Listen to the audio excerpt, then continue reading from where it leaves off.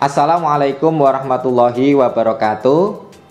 Kita lanjutkan materi berikutnya, yaitu tentang organ pencernaan. Organ pencernaan pada manusia itu meliputi apa saja, dimulai dari mulut, kerongkongan atau esofagus, lambung, usus halus, usus besar, dan anus. Ya, kita akan bahas satu persatu mulai dari mulut sampai anus. Ya, kita sebelum masuk ke mulut, ada proses pengolahan makanan dalam tubuh itu ada 4 jenisnya. Yang pertama ada ingesti, artinya memasukkan. Berarti memasukkan makanan ke dalam mulut itu prosesnya disebut ingesti. Kemudian mengalami pencernaan disebutnya digesti. Setelah dicerna, maka bagian zat-zat makanan yang masih digunakan untuk tubuh akan diserap, namanya absorpsi. Sedangkan yang tidak digunakan oleh tubuh maka akan dikeluarkan, namanya defekasi. Jadi proses pengolahan makanan meliputi 4 ya, ingesti, digesti, absorpsi, dan defekasi. Nah, proses pencernaan makanan sendiri itu ada 2, proses pencernaan makanan secara mekanik dan kimiawi. Apa beda keduanya? Kalau mekanik itu proses perubahan makanan dari bentuk yang besar atau kasar menjadi bentuk yang kecil dan halus. Proses mekanik ini terjadi di mulut pertama kali ya, karena dihancurkan oleh gigi. Kemudian di lambung itu juga masih terjadi proses pencernaan mekanik juga ya, karena masih butuh proses peremasan atau penghalusan lebih halus lagi. Kemudian ada proses pencernaan makanan secara kimiawi, yaitu proses perubahan makanan dari zat yang kompleks menjadi zat yang lebih sederhana dengan bantuan enzim. Nah, kimiawi ini terjadi juga mulai dari mulut sampai nanti ke usus ya. Nah, yang istimewa adalah di lambung. Di lambung itu juga selain tadi terjadi proses mekanik, dia juga terjadi proses kimiawi ya, karena nanti di lambung ada beberapa enzim. Nanti kita akan bahas saat sampai di lambung. Kita bahas yang pertama dulu, yaitu mulut. Di dalam mulut kita itu ada beberapa bagian, diantaranya adalah ada gigi, lidah, dan kelenjar saliva. Gigi itu fungsinya untuk memotong dan mengoyak makanan, lidah itu untuk membantu menelan makanan, kelenjar saliva menghasilkan air liur di dalamnya ada enzim. Nah ini ya, coba perhatikan, ini bentuk gigi kita manusia ya. Struktur gigi itu ada mulai dari email, dentin, akar gigi, saraf, ada mahkota gigi. Kemudian gigi itu ada 3 ya, gigi seri, gigi geraham, dan gigi taring. Nah ini ya, gigi seri depan, gigi taring, kemudian geraham itu yang belakang. Nah ini bagian-bagian dari gigi. Ada email gigi, merupakan lapisan keras berwarna putih yang menutupi mahkota gigi. Tulang gigi itu tersusun atas zat dentin. Sumsum gigi atau pulpa merupakan rongga gigi yang di dalamnya terdapat serabut saraf dan pembuluh darah. Itulah sebabnya jika gigi kita berlubang akan terasa sakit, karena pada sumsum gigi terdapat saraf. Leher gigi merupakan bagian gigi yang terlindung dalam gusi. Kemudian ada akar gigi yang merupakan bagian gigi yang tertanam di dalam rahang. Ini susunan gigi pada manusia. Rumus gigi susu ini untuk anak-anak ya. Rumus gigi tetap ini pada orang dewasa ya. GR itu gigi geraham, T gigi taring, S gigi susu. Jadi pada anak ya, rahang atas itu giginya tersusun dari 212, atas bawah sama ya, gerahamnya 2, taringnya 1, gigi serinya 2. Sedangkan pada orang dewasa 3, 2, 1, 2 ya. 3 gigi geraham belakang, 2 gigi geraham depan, 1 gigi taring, dan 2 gigi seri. Lidah. Fungsi lidah untuk mengaduk makanan di dalam rongga mulut dan membantu mendorong makanan atau saat proses menelan. Selain itu, lidah juga berfungsi sebagai alat pengecap yang bisa merasakan manis, asin, pahit, dan asam. Di mana letak rasa manis, asin, asam, dan pahit? Nih perhatikan. Rasa manis itu dikecap lidah bagian ujung depan. Nih, merasakan rasa manis. Kalau tidak percaya, coba kalian julurkan lidah, melet ya, tempelkan jemari kalian, telunjuk kalian di lidah yang paling depan, kemudian rasakan, pasti nanti akan terasa manis. Kemudian rasa asin letaknya di bagian tepi depan, kiri dan kanan ini ya, tepi depan. Asam di bagian samping belakang sini. Kemudian pahit itu dirasakan di lidah bagian belakang sendiri atau di pangkal lidah. Kalau ujung manis, kalau pangkal pahit. Nah. Kemudian di dalam mulut tadi ada kelenjar ludah atau saliva. Kelenjar ludah ini di dalam rongga mulut ada 3 pasang, yaitu ada kelenjar parotis terletak di bawah telinga. Fungsinya untuk menghasilkan ludah yang berbentuk cair. Ada kelenjar submandibularis, dia terletak di bawah rahang bawah.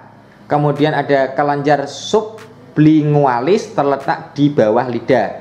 2 kelenjar ini fungsinya menghasilkan getah yang mengandung air dan lendir. Nah, ini letaknya di sini ya. Kelenjar parotis ini ya di sini.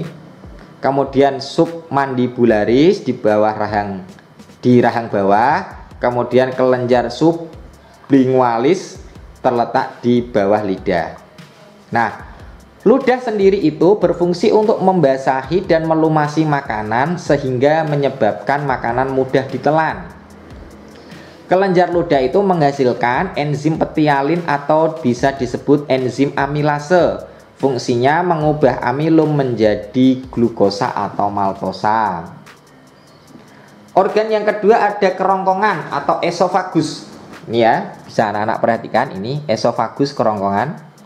Merupakan saluran penghubung antara rongga mulut dengan lambung. Ya, ini ya mulut. Makanan masuk melalui kerongkongan kemudian nanti sampai di lambung. Kerongkongan sendiri berfungsi sebagai jalan makanan yang telah dikunyah dari mulut menuju ke lambung. Jadi pada kerongkongan itu tidak terjadi proses pencernaan, dia hanya lewat saja.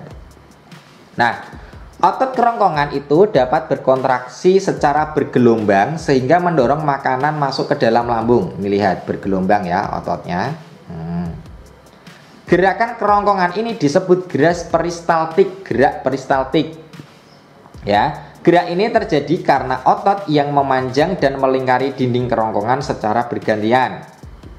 Jadi, gerak peristaltik itu merupakan gerakan kembang kempis kerongkongan untuk mendorong makanan masuk ke dalam lambung. Organ yang ketiga ada lambung.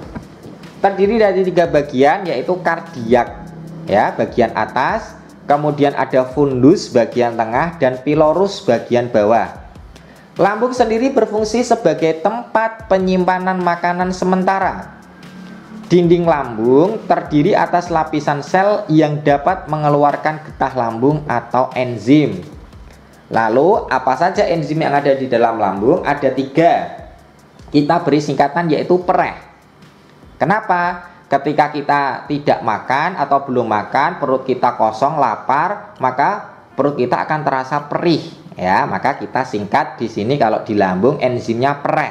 Pepsin, renin, dan HCl. Fungsi pepsin untuk mengubah protein menjadi pepton.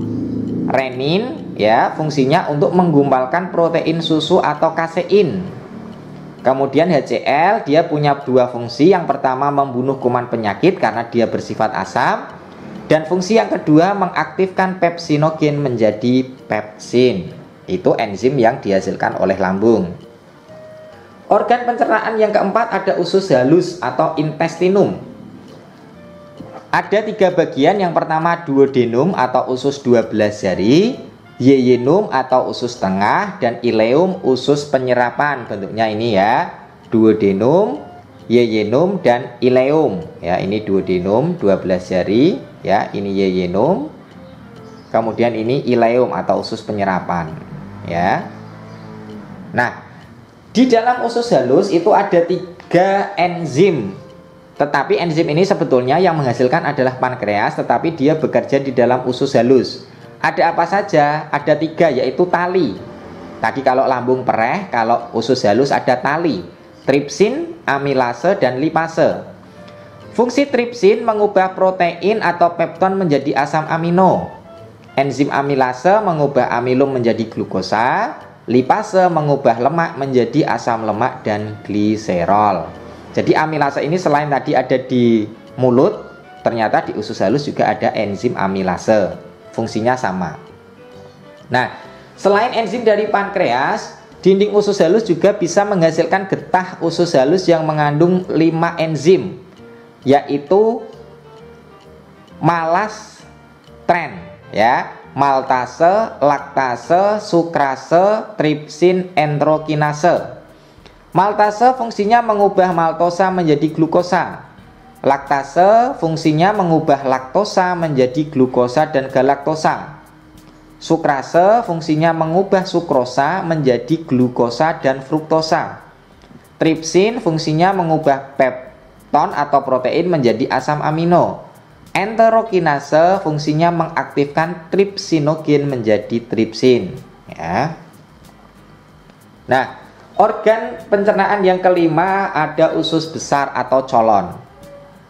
Makanan yang tidak dicerna di usus halus, misalnya selulosa, bersama dengan lendir akan menuju ke usus besar menjadi feses. Di dalam usus besar terdapat bakteri yang namanya E. coli atau Escherichia coli. Bakteri ini fungsinya untuk membantu proses pembusukan sisa makanan menjadi feses. Feses itu ya, kalau tidak tahu feses itu BAB, buang air besar, ya. Nah, apa yang terjadi jika di dalam usus besar tidak ada bakteri E. coli, maka proses pembusukan makanan tidak bisa terjadi. Apa yang terjadi? Kita akan susah untuk buang air besar, ya. Maka bakteri E. coli ini diperlukan di dalam usus besar atau di dalam tubuh kita. Selain membantu pembusukan sisa makanan, bakteri E. coli juga menghasilkan vitamin K yang berperan dalam proses pembekuan darah. Nah, sisa makanan dalam usus besar masih banyak yang mengandung air. Karena tubuh memerlukan air yang sangat besar, maka sebagian besar air akan diserap kembali oleh usus besar. Penyerapan kembali merupakan fungsi utama dari usus besar.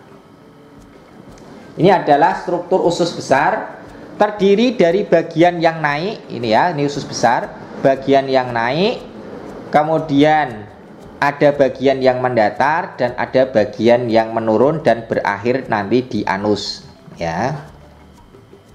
Di dalam usus besar sendiri, feses itu didorong secara teratur dan lambat oleh gerakan peristaltik menuju ke rektum. Gerakan peristaltik ini dikendalikan oleh otot polos atau otot yang bekerja secara tak sadar. Organ yang keenam ada anus. Sisa pencernaan makanan yang telah membusuk dan dikeluarkan lewat lubang pelepasan atau rektum, selanjutnya akan dikeluarkan melalui anus. Jadi rektum itu sebelum anus, ya. Nah, apabila feses sudah siap dibuang, maka otot sphincter rektum, berarti yang ada di rektum, otot yang ada di rektum, mengatur pembukaan dan penutupan anus. Proses defekasi atau pengeluaran atau buang air besar dilakukan dengan sadar, yaitu dengan adanya kontraksi otot dinding perut yang diikuti dengan mengendurnya otot sphincter anus dan kontraksi kolon serta rektum. Akibatnya feses dapat terdorong keluar melalui anus. Nah, ini gambarnya, ya. Jadi ini rektum, itu di atasnya anus, baru yang paling bawah sendiri adalah anus. Jadi sebelum keluar itu otot sphincter yang ada di rektum itu berkontraksi mendorong untuk keluar, kemudian otot sphincter pada anus itu akan membuka. Maka keluarlah yang namanya feses. Nah, itu adalah organ pencernaan yang ada pada manusia. Untuk gangguan pada sistem pencernaan manusia kita lanjutkan pada pertemuan selanjutnya. Sekian, semoga bermanfaat. Wassalamualaikum warahmatullahi wabarakatuh. Tetap semangat ya, dan terima kasih.